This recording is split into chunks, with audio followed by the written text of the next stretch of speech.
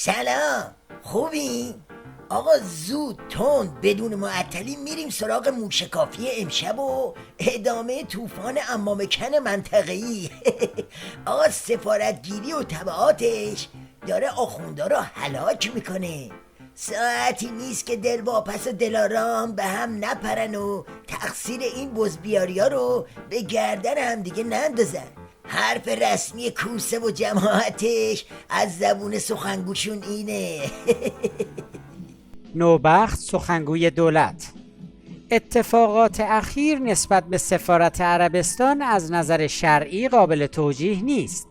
بنابراین باید به دقت بررسی شود که چه دستهایی پشت صحنه است که تلاش می‌کنند این موضوع را تحت شعاع قرار دهند. منظورش از دست پشت صحنه دست عظماست، اما جیگر نمیکنه همینا علنی بگه. البته همینا یه وجب پشت تریبونای رسمی حرفای تند و تیزتری میزنن. سایت حکومتی تدبیر متعلق به باند کوسه: دلواپسان با هدف ضربه زدن به دولت روحانی نیروهای خودسر را سازماندهی کردند تا دولت روحانی را تضعیف کنند. از اون طرف حرف دلواپسام اینه که خوب کردیم سفارتگیری کردیم، تازه دیر کردیم بازم میکنیم تا شیخ فری و مم جوادش باشن که اینقدر واسه غربیا اشوه اعتدالی نیان. حرکت پیشرو مردم توانست حساب ذخیره قدرت نرم جمهوری اسلامی را که با عقب نشینی‌های مکرر دیپلماتیک تضعیف شده بود با دوپینگی ویژه سرشار کند. پاسدارای نیروی قدسی هم خط نشونای تازه میکشن و یه چنین قپیایی میان. زمانی که اجازه ملاقات وزیر خارجه و رئیس جمهور ایران با وزیر خارجه و پادشاه عربستان داده نشد، وزیر خارجه ایران پای میز امیر کویت زانو زد تا واسطه شود که این ننگ، بی‌غیرتی و ترویج بی‌لیاقتی است که برای هر مسلمانی غیر قابل تحمل است. امروز بسیجیان و حزب اللهی ها باید در مقابل این گونه نقشه ها و نیرنگ ها ایستادگی کنند.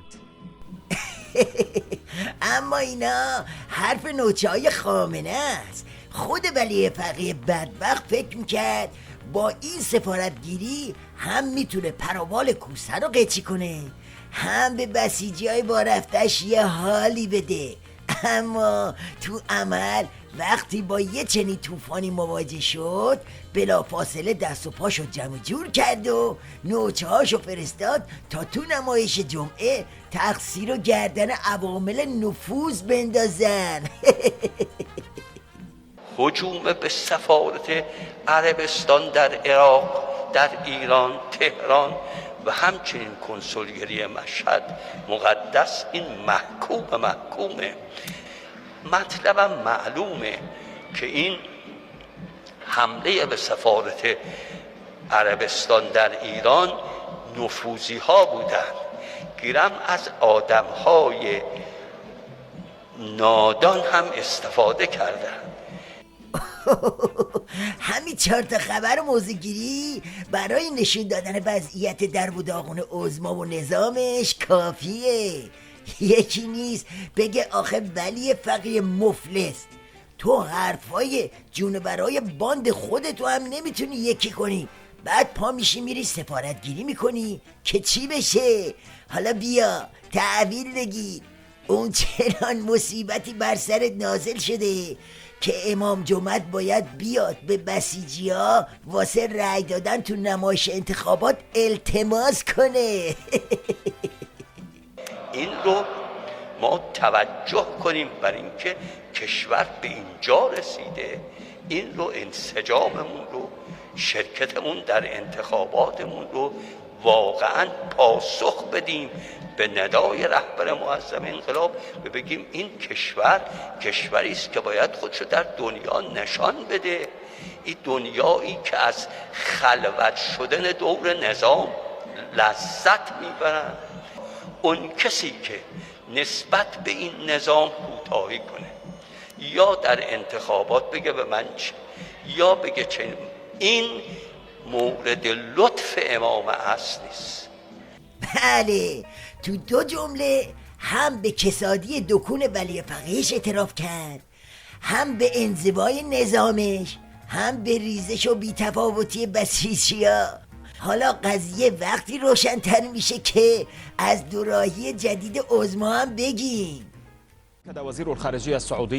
عادل الجبیر وزیر خارجه عربستان سعودی در دیدار با استفان ده میستورا فرستاده سازمان ملل در سوریه گفت عربستان سعودی عمل مشترک با جامعه بین المللی را ادامه خواهد داد تا بر اساس بیانیه ژنو 1 و مذاکرات وین و نیویورک که اخیراً برگزار شد بحران سوریه را حل کند.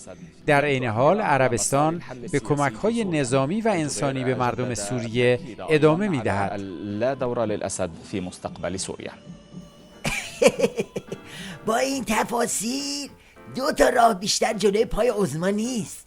یا باید از سوریه و عراق و لبنان بیرون بکشه و دستشو کوتاه کنه، یا اینکه همچنان خربزه منطقه‌ای بخوره و بعدم پای لرزش بشینه. این 2 راهی عظما رو اساسی میچلونه.